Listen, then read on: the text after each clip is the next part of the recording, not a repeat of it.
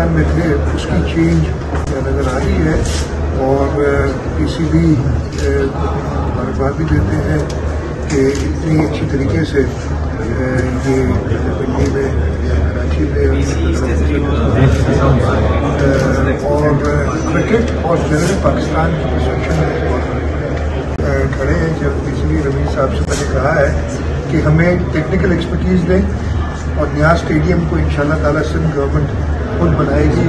اور میرا ابھی سے نہیں، میرا خیال ہے پرانی باتوں کی آپ لوگ سب کہیں گے، میں نے 4 سال پہلے کہا تھا کہ ہم PSL کے میچز حیدرآباد نیاز اسٹیڈیم میں کرائیں گے.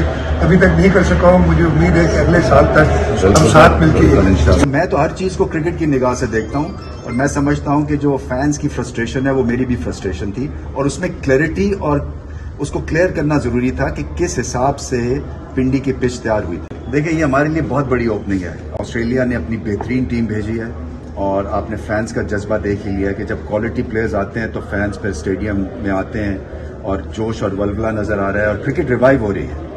ہم نے بہت کوشش کی، بیبی سٹیپس تک لیے اور یہاں تک پہنچے ہیں، اور امید کرتے ہیں کہ ہم یہ سیریز بھی جیتیں.